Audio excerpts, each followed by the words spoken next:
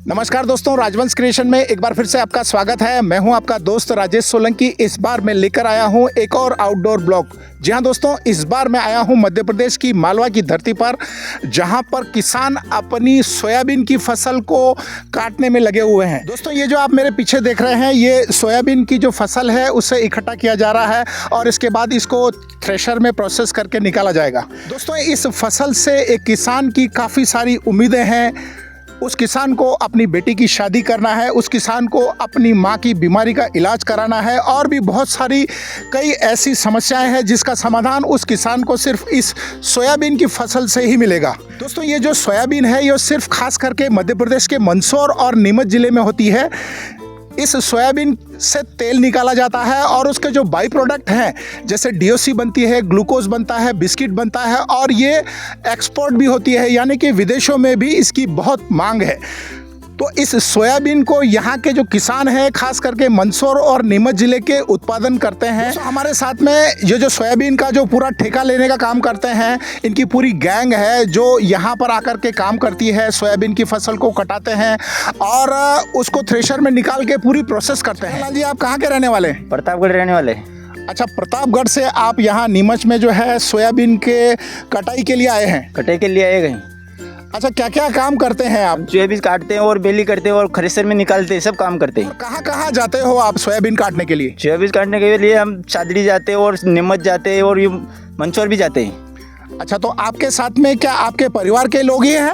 अपने परिवार के लोग हैं और मजदूर भी है। और अच्छा, तो आपके पास पूरी गैंग है जो आप ठेका लेकर के ये पूरा काम करते हैं? हमने पास है 40-45 लोग। ओहो, यानी कि ये जो छगनलाल जी है, इनके पास में आप छगनलाल जी को ऐसा मत समझिएगा, क्योंकि इनके पास पूरी गैंग है। 40 से 45 लोग इनकी फैमिली मेंबर हैं जो इस सोयाबीन के काम को कटाई में और थ्रेशर से निकालने का काम करते हैं। साथ में एक किसान जुड़े हैं जो राधेश्याम जी है। ये जो पीछे सोयाबीन है, इनकी सोयाबीन निकल रही है। राधेश्याम जी, ये जो सोयाबीन आपने यहाँ तक लाया हो, इसके पीछे आपकी क्या मेहनत है?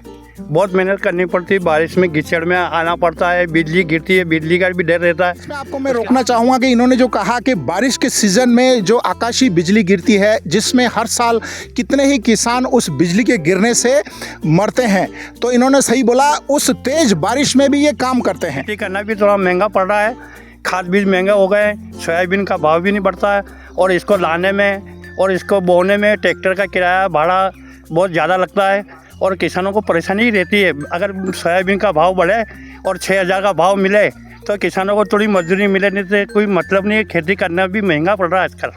दोस्तों, इनका ये कहना है कि आजकल की जो युवा पीढ़ी है, आने वाले समय में हो सकता है खेती करना कम कर दे या बंद कर दे, क्योंकि जिस तरह से इन्होंने बताया है कि दवाई, निंदाई, गुड़ाई और ये सारे खर्चे निकालने के बाद में किसान के हाथ में उतना नहीं आता है जितनी अभी सरकार ने जो न्यूनतम दर रखी है।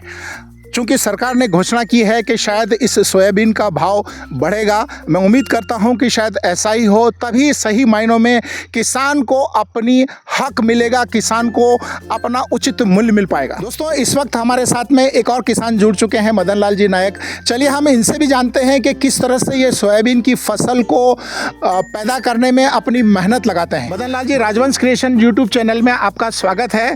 आपको हज़ारों लोग यूट्यूब के माध्यम से देख रहे हैं। आप बताइए कि किस तरह से आप सोयाबीन की फसल को जो है पैदा करते हैं? जयराम जी, बहुत मेहनत लगती है। सोयाबीन में हम सकाते हैं, बुआते हैं, दवाई डालते हैं। किसान तो आपको मालूम है, सब किसान तो परेशानी रहते हैं, वो परेशान ज़िंदगी जीते हैं, परेशानी मर जाते हैं। ठीक है, थोड़ी सी इन्होंने मायूसी की बात की है। इनका कहना कुछ हद तक ठीक है। हर साल हजारों किसान जो है आत्महत्या करते हैं। शायद कहीं ना कहीं उसके पीछे उनका दुख, उनका गम और उनका हक नहीं मिलना होता है। तो मदन लाल जी, आप थोड़ा सा बताइए कि किस तरह से आप सोयाबीन की जो फसल है कैसे तैयार करते हैं? बहुत जी, पहले तो हम इसको खेत को तैयार करते हैं, फिर बारिश आती है, इसको बोते हैं, नींद आते हैं, बारिश पानी गिरता है तो वहाँ चारा वगैरह दवाई डालते हैं। किसान को आप देखो कुछ भी नहीं मिलता है और किसान घाटा कंपनी में जाता है। अब कैसे जाता है, आप थोड़ा सा खुलकर बताइए। ये 2 बोरी बीघे की बैठती है, कभी पानी से गल जाती है, इल्ली की दवाई छाटते हैं, ट्रैक्टर का भाड़ा है, मजदूरी है। अब किसान को क्या मिलता है? जैसे किसान और जैसे सेना के अंदर फौजी है, अब फौजी देश की रक्षा करता है, उसकी बीवी बच्चे को छोड़ कर सीमा में बैठ रहता है, गोली खा के मरना पड़ता है। किसान ऐसे कोई सांप काट खाए, ऊपर से बिजली गिर जाए। यानी कि इनका कहने का मतलब ये है कि इतने सारे खर्चे होने के बावजूद भी ये हिम्मत नहीं हारते हैं। और जैसा कि इन्होंने बताया कि जिस तरह से सरहद पर सैनिक अपना योगदान देते हैं, उसी तरह किसान भी खेतों में काम करके अपना कहीं ना कहीं देश की तरक्की में योगदान देते हैं। जैसे पूर्व प्रधानमंत्री श्री लाल बहादुर शास्त्री जी का नारा था कि जय जवान जय किसान, यानी कि जवान के साथ कहीं ना कहीं किसान भी जुड़ा हुआ है। मदन लाल जी, आप थोड़ा सा ये बताएं कि सोयाबीन की जो फसल आने तक आपकी क्या क्या उम्मीदें रहती है इस खेती से, इस फसल से? बाबू जी, सोयाबीन आने से ही हमको ये रहता है जैसे कि बच्चे की शादी करनी है और माँ बाप का इलाज भी कराना है, सारी परेशानी किसान को रहती है। तो अच्छे थोड़ा बहुत पैसे डंगे मिल जाए, 5,000 से 6,000 तक के भाव मिल जाए, फिर भी किसान थोड़ा जिंदा रहता है। नहीं, ऐसा सुनने में आ रहा है कि सरकार ने अभी घोषणा की है कि शायद इसका जो है आपको उचित मूल्यांकन मिलेगा। तो वही चाहते हैं हम ऊंची मूल्य मिले, बीमा के पैसे मिले। किसान रहेगा तो देश चलेगा, अब किसान ही नहीं रहेगा देश बनेगा, खेती कौन करेगा? आपको क्या लगता है कि आपके बच्चे या आने वाली पीढ़ी इस खेती के साथ जुड़ेगी? मुझे तो उम्मीद नहीं साहब जुड़ेगी। ये क्या जुड़ेगी, तो क्या मिलेगा तो जुड़ेगी। नहीं, ऐसा क्यों सोचा आपने कि आखिर क्यों नहीं जुड़ेंगे? आज के जो युवा है वो क्यों गाँव को छोड़ करके शहरों की तरफ जा रहे हैं, वो क्या आप उसको मानते हैं? बाबू जी, आपको मालूम है खर्चा तो बढ़ ही रहा है, महंगाई बढ़ रहा है, खर्चे बढ़ रहा है। उसे बच्चे कहाँ पढ़ाया नहीं, क्या लिखा है, क्या करें? किसान तो कर्जे में डूब रहा है और कर्जे में पैदा होता है, कर्जे में मर जाता है। तो सब दुनिया जानती है।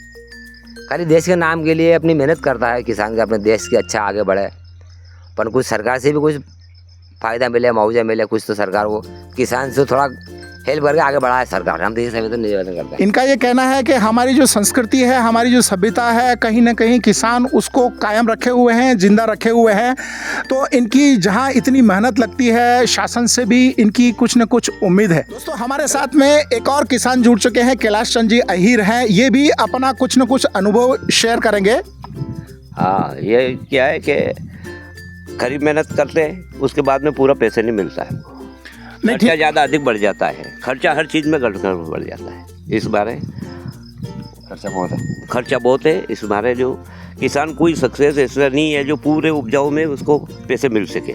ज़्यादा छोटे का इनका ये कहना है कि जो विदेशों में जो जिस तकनीक से खेती होती है, जिस तरह से वहाँ की गवर्नमेंट सपोर्ट करती है, हमारे देश में भी कहीं ना कहीं हमारे सरकार को या हमारे जो आला अधिकारी है उनको भी इसके ऊपर ध्यान देना की जरूरत है। की उम्मीद रहती है कि मकान बना लें, बच्चे की शादी कर ले, अच्छे मतलब और व्यवसाय आगे बढ़ा दे, थोड़ा बहुत कुछ पढ़ा लिखा दे, हर तरह की हमारी उम्मीद रहती है। पर लेकिन फसल आने के बाद में पूरा मूल्य मिलता नहीं है, इस कारण हम वापस वहाँ के वहीं रह जाते हैं।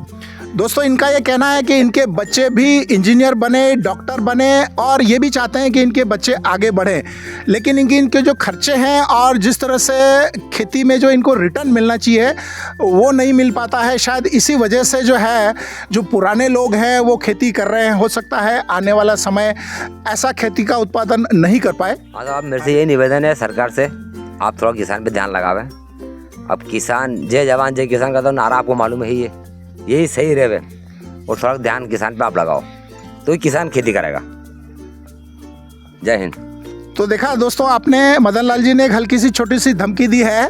ये धमकी नहीं है, हकीकत है। तो देखा दोस्तों, आपने किसान किस तरह से मायूस है, किस तरह से बुझा सा है, जिसका कारण शायद यही है कि जितनी वो मेहनत करते हैं उसका उनको रिटर्न नहीं मिलता है। इस तरह से लगता है कि आने वाली पीढ़ी शायद धीरे धीरे गाँव से शहरों की तरफ पलायन करेगी और ये जो खेती का जो बिजनेस है, हो सकता है आने वाले समय में धीरे धीरे कम हो जाएगा। जरा सोच कर देखिए दोस्तों, यदि किसान समय पर अन्न नहीं उगाएगा तो शहरों में रहने वाले लोग क्या खाएंगे और क्या डेवलपमेंट करेंगे। दोस्तों, मैं उम्मीद करता हूं कि आज के इस वीडियो के माध्यम से मैं आपको किसान की एक छोटी सी व्यथा बताने में कामयाब रहा हूँगा। यदि आपको आज का मेरा ये आउटडोर ब्लॉग पसंद आया हो तो मेरे इस ब्लॉग को लाइक करें, अपने दोस्तों को शेयर करें, खास करके उन पढ़े लिखे लोगों को और शहर में रहने वाले लोगों को फॉरवर्ड करें, ताकि उनको पता लगे कि किस तरह से किसान अपनी खून पसीने की कमाई से इस फसल को पैदा करते हैं, जिस टेबल पर हम बैठ करके पिज़्ज़ा खाते हैं,